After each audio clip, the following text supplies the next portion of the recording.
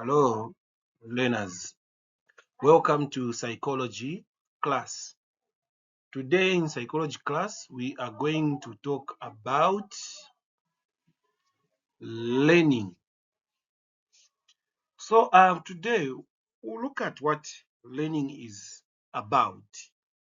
In our day-to-day lives, we have to learn and we learn, and learning takes place. Learning is the process of acquiring new knowledge or skill. In our everyday life, we acquire new knowledge.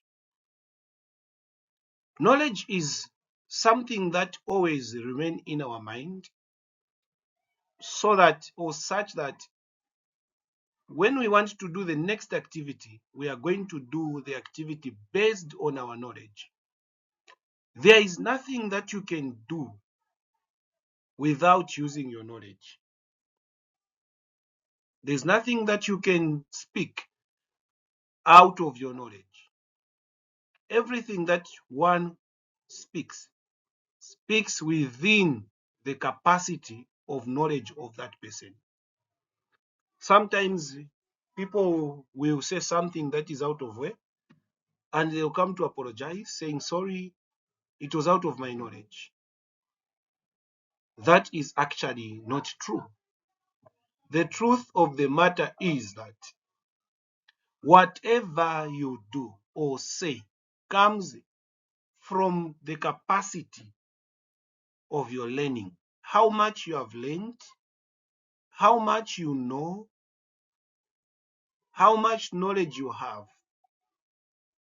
is how your words or character or response or your action will be. Equally, skill is something that we do in practice. Skill is something that we practice. It's a practical thing, meaning that everything or anything that one does practically comes from the skill that one learned. You cannot perform a skill without learning it first. First, you have to learn it. If you have not learned a skill, you find yourself doing it, it means your mind had an idea on how you can perform something. And for you to have an idea in your mind or in your brain, there are some collective pieces that you learned separately. I encounter people, probably they have never been to a tailoring school, but they know how to design better than those who have been to a tailoring school. So that is creative arts. So creative art comes about how your mind can imagine something. Now, if you are able to imagine something, it means you must have seen something similar before. If you want to imagine a design of a dress, you should have a picture or you should have seen a dress before. Then you will just add value to that dress.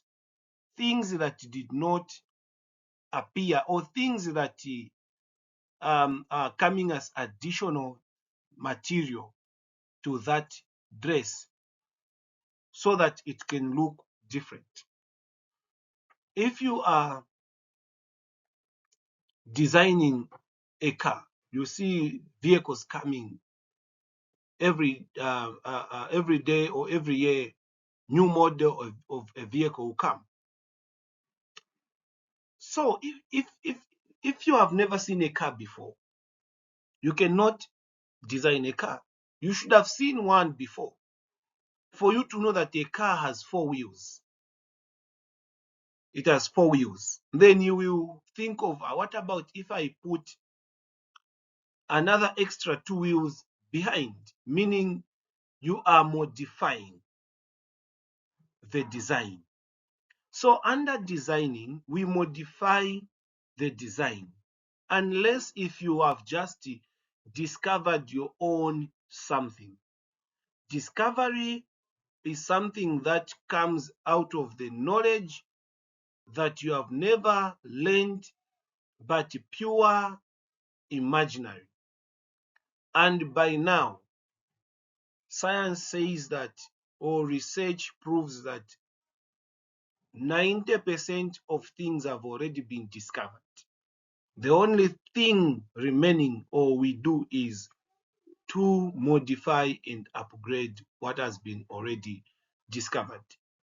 So even the skills that we are using now, it's because once they were discovered by someone, then now you advance such a skill. So that skill, in short, a skill can be modified or can come out of an empty imaginary and be discovered. But for you to discover something, you must have knowledge about something. Meaning that for you, if you have knowledge, then you should acquire it from somewhere. Because you cannot have knowledge without acquiring it from somewhere.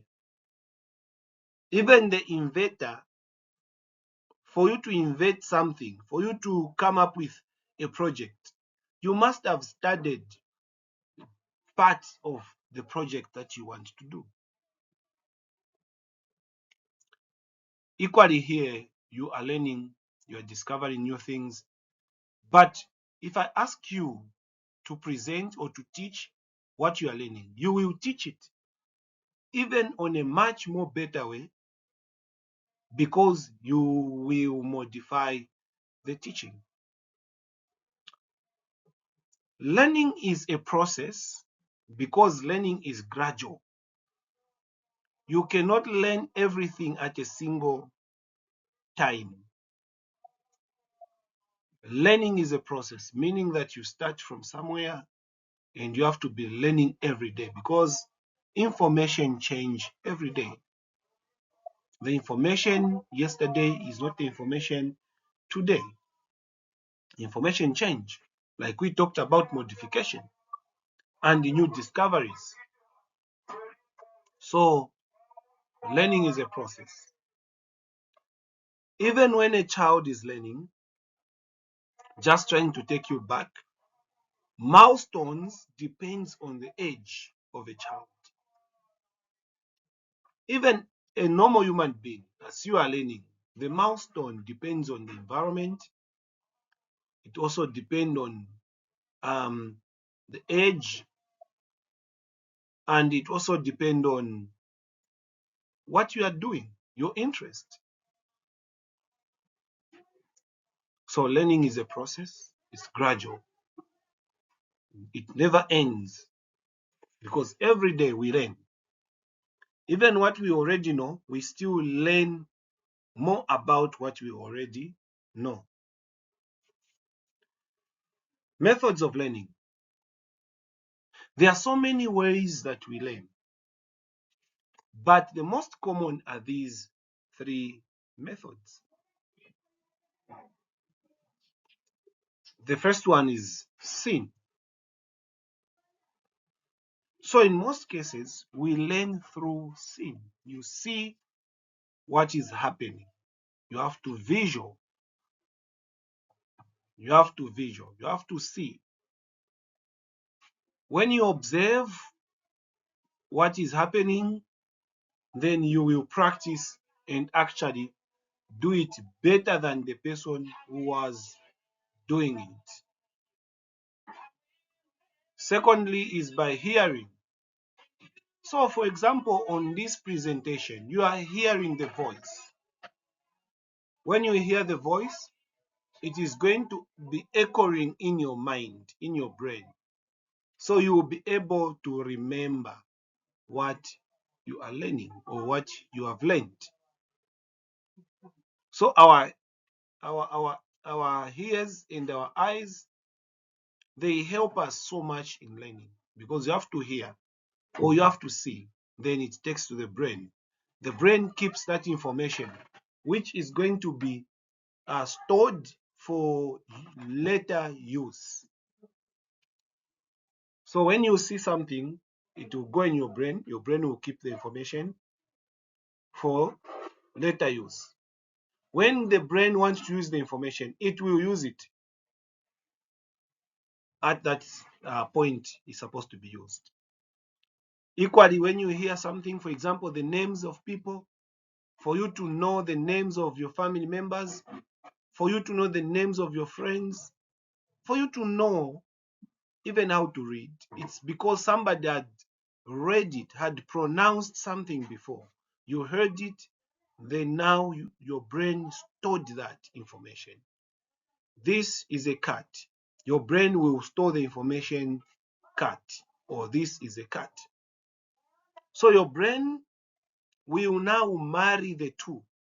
What your eyes see and what your ears hear or heard, it will be married. Meaning when you talk about a cat, your eyes visually will even see an imaginary cat. When you say this is a dog, once you think of a dog, your mind will visual an imaginary dog because they have been married together. If a person has sight problem, learning becomes slow. Learning becomes slow because they'll hear, but to marry what they see is with what they hear is difficult because they can't see anything initially. They can't see what a dog is, but they'll hear about a dog. So unless the compensatory sense, which is the sense of smell, becomes active, then they'll be able to smell how a dog smells. And that way it will move that way. But definitely if they have sight impairment, it is difficult to learn. Equally with hearing, it is difficult to learn if hearing impairment is present. If a person is not able to hear, it is difficult because the person will not know what you are talking about.